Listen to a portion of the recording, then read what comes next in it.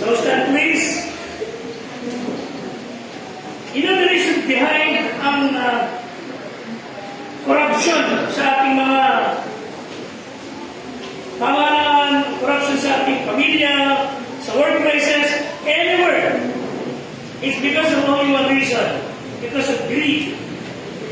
2 Kings chapter 5, verse 19 to 20. We're going to discuss a very good example of greed. Paano ito nagwasak ng buhay and the solution na binigay ng Bible. 2 Kings chapter 5, verse 19. Sabay-sabay po natin basahin hanggang 20. Begin.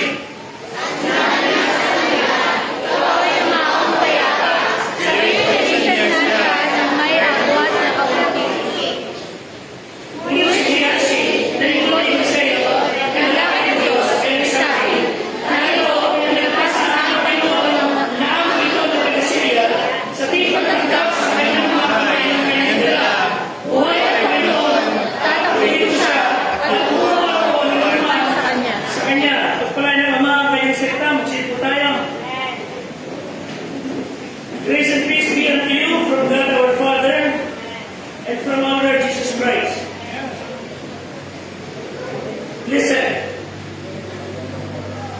Kaya po may corruption, pagkawasak ng pamilya, pamahalaan na lahat ng mga bagay na mabuti dahil sa kasakiman. I'd like to speak on the subject, greedy Gehazi. If you would recall the name of Lot, Achan, Judas Iscariot, Ananias and Sapphira, they all have struggled na kapaglawan, kinubabawan ng kasakiman. Of all the baggages na meron tayong mga tao, pati mga Kristiyano, sa ating maikling paglalakbay ng buhay, like sa church, sa ating katotohanan hinaharap, listen, pupunta ka sa cemetery, sa mga tuntod, nakalagay doon, holding a cross, birth, January 1, 1950. Diba mo? Then, died,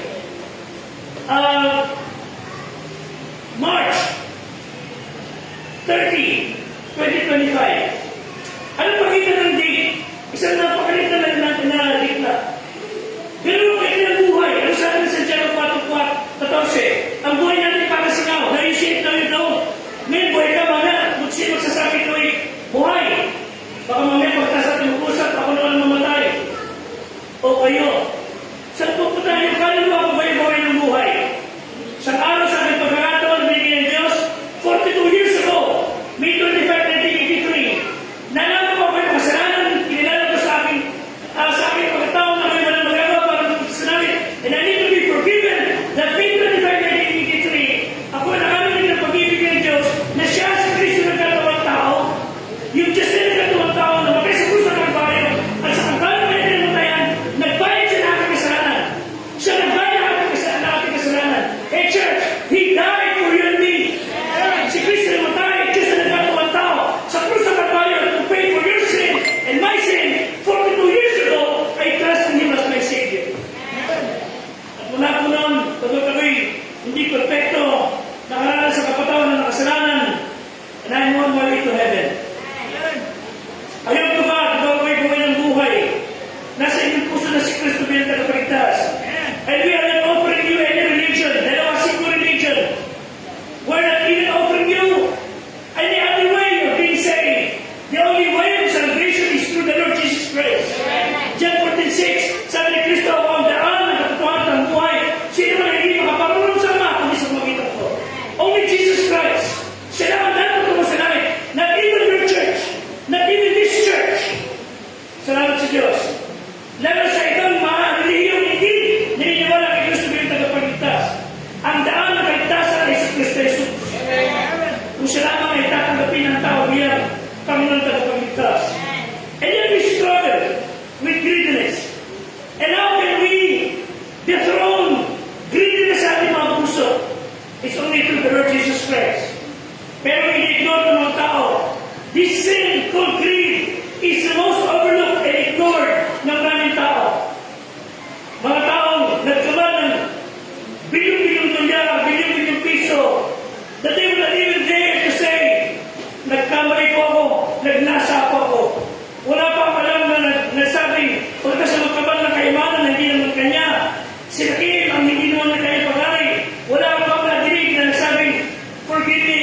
sin. Robbery, assault, embezzlement, murder, drugs, prostitution, slavery, all connected with greed. Let me give you one. The person, let me introduce to you Gehazi. He was a servant, katuwang ng lingkod ng Diyos na si Elisha. 2 Kings 5:20. Si Gehazi, lingkod ng Diyos, at lingkod na kasama ni Propeta Elisha para sa pastor. So often, ang buhay ng mga tao na involved sa pamumuhay ng mga propeta ng araw ay medyo iba ang dating. Walang pera, pero iba ang dating sapagkat sila ay lingkod ng Diyos. Sa kaso ni Elisha, siya ay merang tinalapasan ng responsibilidad na mag-train ng mga tao susunod sa kanya niya pa. And it's just a normal thing to do. Kami mga pastor, I need to train men and women na susunod sa aming mga yapa. Hindi kami forever. Mamamatay kami. Kaya may tumulong, may sumunod, may matuto. And Gehazi was one of the trainees ni Elisha. Ginagawa niya naman sinabi ng pastor niya, sinusunod niya kung ano ng bilin niya para sa gawain ng Diyos. At sa isipan ni Gehazi, he may have been ready for the promotion from being the servant role to a starring role. Gusto niya sigurong umaragwa na, makilala na, sumikat na. And by the way, his name is only mentioned 12 times as far as I know sa Bible. But his story is one na gusto ng Diyos na pag-aralan natin. Remember Gehazi, the greedy Gehazi, not only the person but another people. 2 Kings chapter 5, hihimayin natin ng konti. So mabilis na panahon. Tatlong tao sa passage na ito ang pag-uusapan natin. Una, si Naaman, ang taong ketongin, mayaman, leader ng pamahalaan. Pangalawa, si Elisha, ang propeta. Ang pangatlo, si Gehazi, ang alalay na tuwang ng lingkod ng Diyos. Let's talk about Naaman's gratitude and generosity. One time, leader na si Naaman, nagkaroon ng karamdaman, and he was infected with leprosy. Noong araw, during that time, ang leprosy ay nakahihindik, nakasusulak, sumukasok, nakapagdidiri, at nakatatakot, nakasakit. Pag tinabuha ka, wala ka ng pag-asa. Malala pa sa AIDS, malala pa sa COVID. So during that time, Naaman was infected by leprosy. And then he learned na itong likod na Diyos si Prophet Elisha ay nagpapagaling. And so everyone there, to make the long story short, sinabi ng Diyos, through Elisha, ikaw gusto mong gumaling Gehazi. So susunod ko, sasabihin ko, yes, ito rin lahat, nagpupugala several times. And then, pag-aw niya, sinunod ang instruction ng likod ng Diyos. Hindi pa kasi kumpleto ng Bible, that time, ang likod ng Diyos, to make the long story short and good, Gehazi, kasama si Elisha, saksi sa pagkatingin kay Naaman na puno-puno ng ketong. Imagine, ketong lahat ng katawan, lahat, pati, mata lang wala. Pagduglo at pag-ahon, parang nawala si Naaman at ang napunta at umahon ay isang taong ang gandang lalaki na pakakinis, parang kinis ng bagong parang na bata. He was healed. Amen? Kinagaling. So, ano ang magulang damdamin ng isang tao na nakadama ng pagpapagaling? Gratitude. So, Naaman's gratitude and generosity. Dahil sa kanyang pagpapasalamat at tulungan siya. Tingnan sa verse 15. 2 Kings 5:15. Ano sabi ng Bible? Okay, basa. Mga kapatid, begin.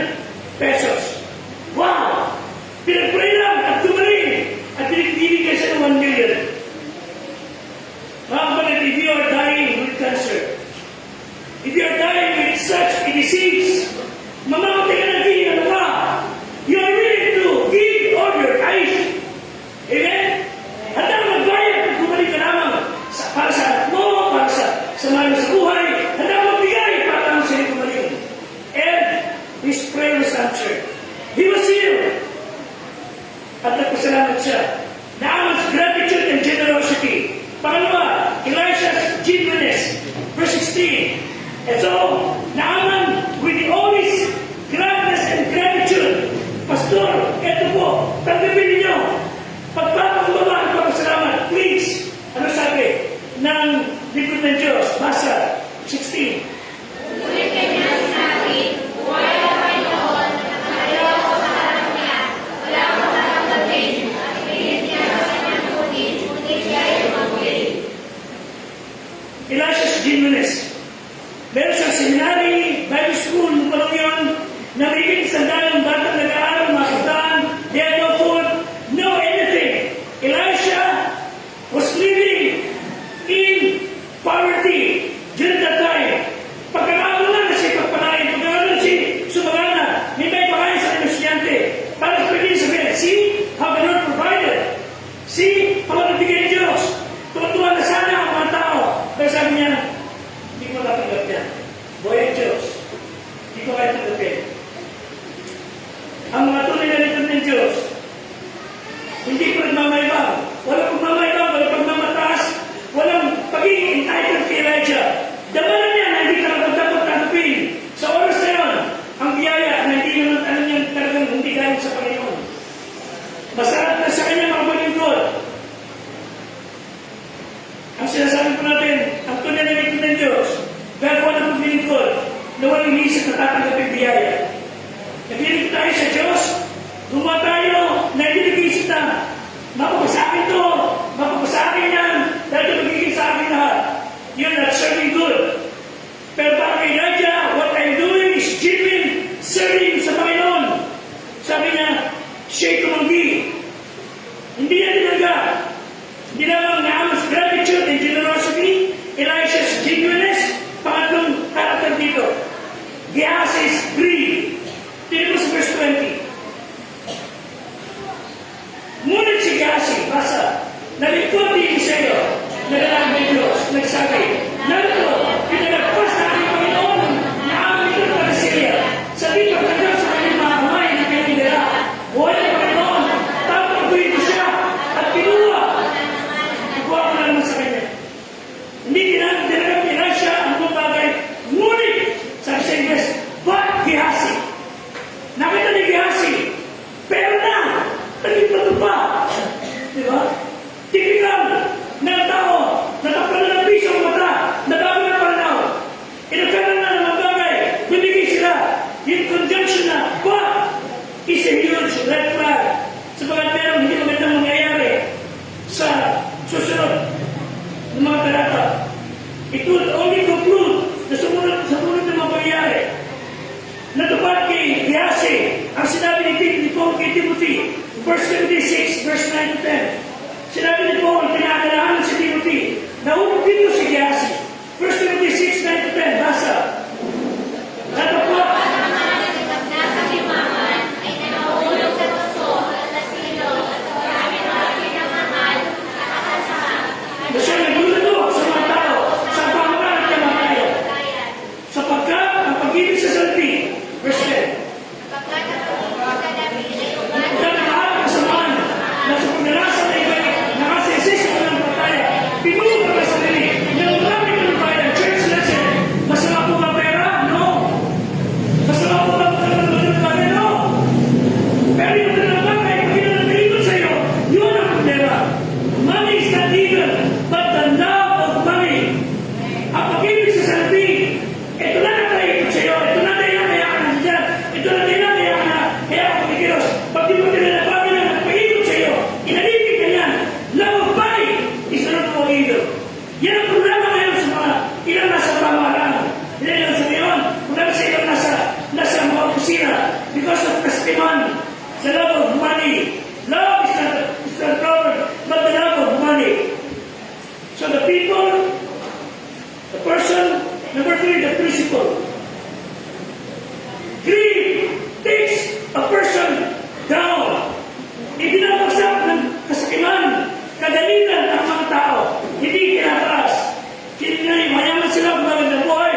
All the high-end cars, lahat ng gadgets na sila, akala sila ang top of the world. No! Ang greediness will cool people down. Follow along. Follow the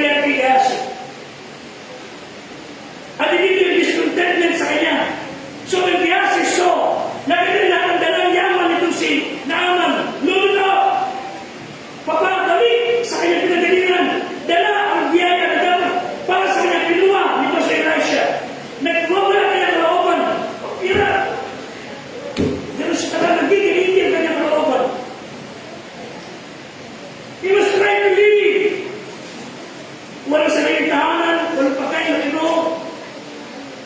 Sabi niya sa aming pagkain, naayos sa tulugan, magkabagay na kailangan ng school, mukhang noble. Nakikinig ang mga niya. Discontent siya sa nangyari. Second, his desire, verse 20. Balik po tayo sa 2 Kings, chapter 5, verse 20. Ngunit siya sa nalipid ng Diyos, nanalangin ng Diyos, pinalagpas na aming boss. Ang pinalagpas ni boss. Yung nahangaan na ito, ay tinatawag nilang biyaya. Ano ang kipa niya? Tatakbuhin ko siya. Habulin ko siya. Habulin ko si Yasi. Hindi alam ni Pastor, guys. Habulin ko siya. Tatakbuhin ko siya. Kukuha ko ng anuman sa kanya. Elisha had contempt for the enemy's treasure. But Yasi coveted them. Hindi ninais ni Elisha na makuha ang yaman. Pero pinagdasaan nito si Yasi. Lust and greed are energies that gave evil as resource. Ano po nangyari? I will run after him. Tatakbuhin ko siya. Habulin ko siya. Kahit na wala ang dinaanan ng aking pastor. I will run after him. Discontented siya.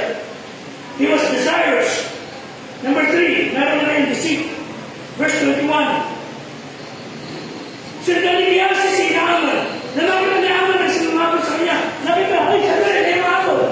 Sino ba? Sinabi. O, okay ba? Okay ba? Okay ba? Ano yan eh?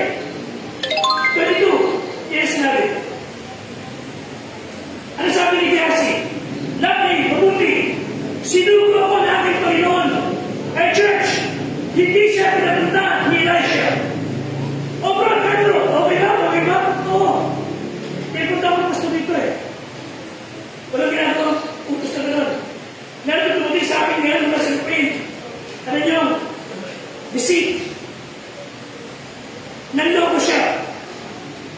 Hindi siya rin matapat. Nagpahit siya ng dalawang sinungalingan. Sabi niya, may tumating na dalawang binata. Pero sumunod.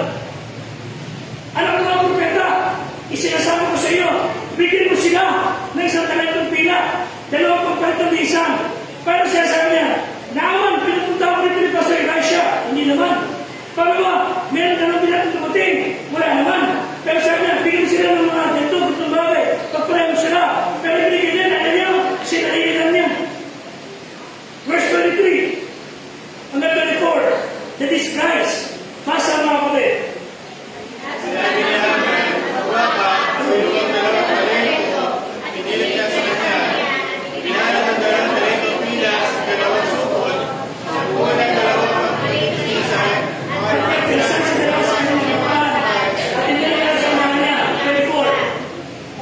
Ang nasito natin sa muron, ginawa niya sa mga kamay, at itinawag niya sa bahay, at pinayawag ng mga nangyari at sa isiyaw.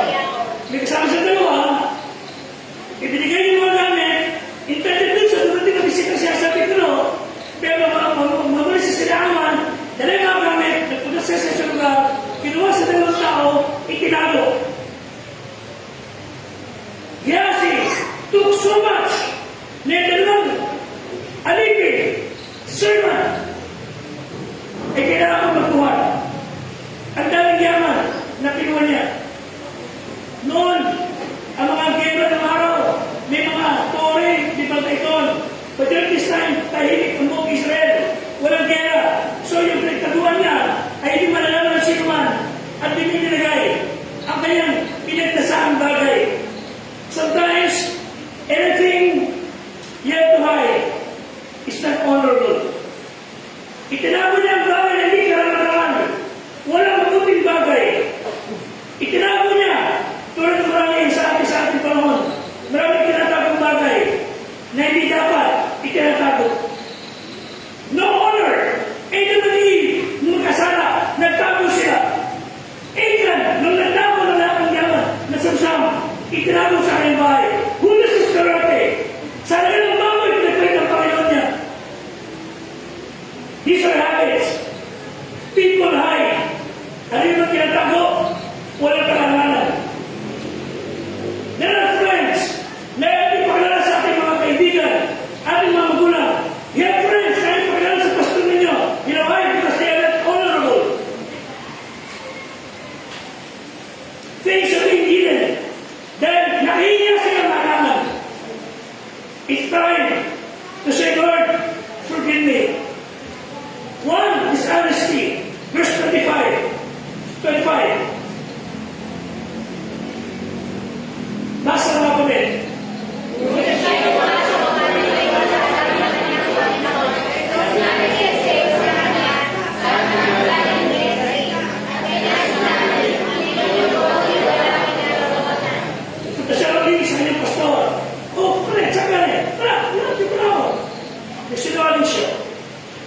dishonest. As if nothing happened. Alam niyo, ang kasalanan ko, pag pinapakundamanan, so blinding that it makes men do unreasonable things. Dahil sa maling pumumuhay, dahil sa maling pasya, binabago ang katotohanan. Dishonesty, pangalawa, sa verse 26, mayroong discovery, 26. Basa, at kaya sinabi,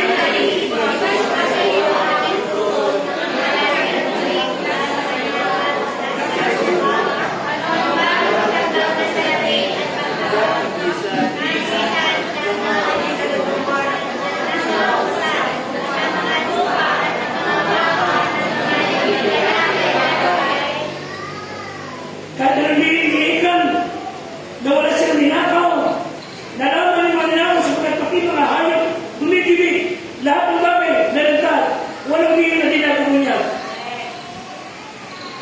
There's no such thing as a secret sin.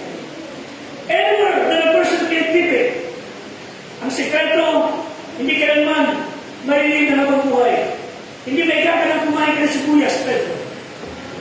Dahil nangangamoy, pagkain mo ng sibuyas. Hindi mo may kakalang kumain ka ng peanut butter. Dahil nagkalapit yung peanut butter sa mukha mo. Ibig sabihin, he will be discovered. Without a doubt, everyone's day. Lalo si Gyasi. Hindi may tatago. The person, the people, the principle. Number 4, the parent.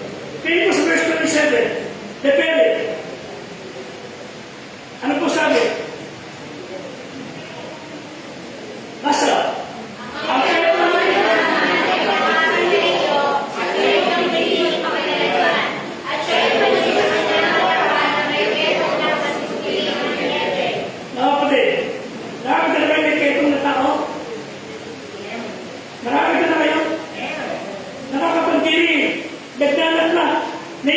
sugat niya, natatanggal ang mga daliri, kinakain. At dahil sa kanyang kasalanan, yung ketong ninaaman na punto sa kanya, Gyasi would have been the heir of the ministry. Siya sana susunod ng pastor, siya sana susunod ng Diyos. Pero dahil sa kanyang kagalitan, he was heir to the Amos of leprosy. Instead of ministry, nandito siya rin sa misery. Instead of delight, at siya rin sa dishonor na bagay dahil siya ay nagkaroon ng ketong. Sapagkat may ketong parang buhay na patay. Why was the penalty so harsh? Bakit sobrang matindi naman? At masakit nun. At ang iyong lahi, yung bibig, lahat madadamay. Dahil sa kasamaan puso ni Gyasi, ano ba nangyari? Kung babasahin niyo ng verses, chapter 8, verses 1 to 6, sunod-sunod na po yan. Dahil sa kanyang kasamaan, yung buting puso ni Naaman ay binaboy naman ni Gyasi. Tulungan tayo ng Diyos na huwag balutin ng kasakiman o ng kagahamanan. Ipapahamag tayo ng Diyos. Yung pagkakasakiman, isa po sa mga ugali na hindi napapasok sa langit. 1 Corinthians 6, 9 to 10. 1 Corinthians 6, pakibasa, verse 9 to 10.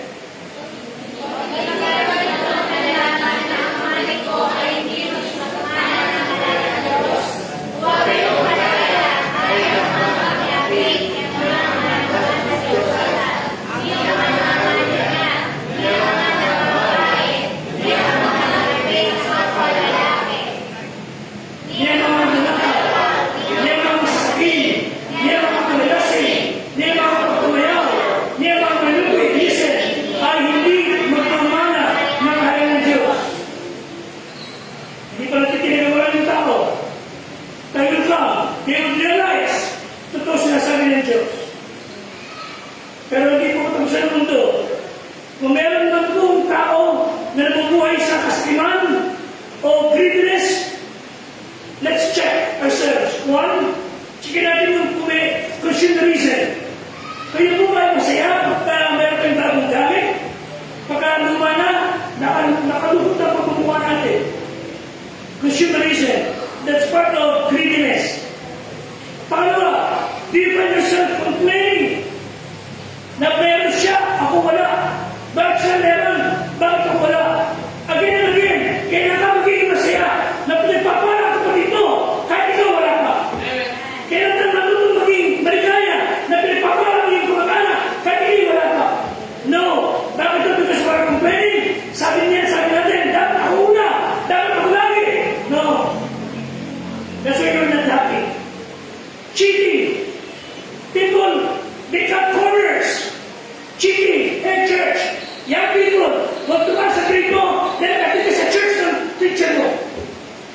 Nakikinig ba kayo? Huwag kayong tumas sa grade. Dahil matigas sa simbahan kasi ng dulo ninyo. Mali po yun. Mali. At pag ayaw yung teacher nyo, matin sa aming church, pagpatasin mo grade ko, sinusarya pa sa salma, I am the Savior. Gaganda grade ko, dahil ako nakapasa sa test. Hindi na simba sa simbahan ninyo. Higit sa lahat, I am a Christian. Amen? You have done more to say. Kristiyano mo. Hindi ako magpapatangay. Dahil sisipahan niyo mali. Huwag naman niyo sisirahan yung pagkatao na magsisimba, mag-ano sa church para sumamba sa church na hindi kinikilala si Kristo bilang Diyos. No way! Yan ay kalapastangan na sa ating tagapagligtas. Si Kristo po ay Diyos ng katawang tao. And if you do that, you proceed sa Panginoon, pagpapasal sa kalooban, this is the promise. God will bless you. Marami pa ako sasabihin sana, but I have no time. Pero, repent. If we are being a slave of greediness, repent. Secondly, renounce. Ayaw na natin sa mga bagay. Thirdly, release our greed on the resources na hindi na para sa atin. Hayaan natin pagpalagay na sa atin ng Diyos mismo. And God will give you His resources. At pagkatatawaran na ng Diyos na kayang mabiyaya, bakit tayo responsable? And in closing, refocus. Kumain kita ng tao mga mali. Money can buy you a house, but it cannot buy you a home. Money can buy you a company, it cannot buy you friends. Money can buy you books, but it cannot buy you brains. Money can buy you entertainment, but it cannot buy you happiness. It cannot buy you appetite. It cannot buy you sleep. It can buy you bed, pero di ka naman mapapigyan na sa natulog. Maraming tao sa natulog sa lugar, nakakatulog. May mga tao, waterbed, lahat ng aircon, di makatulog. Money can buy pleasure, but it cannot buy you purpose. Money can buy you good life, but it cannot buy you eternal life. Kay Kristo lang masumpuan. Tulungan tayo ng Diyos na malabanan ang kasaliman. Now, I want you to watch this video.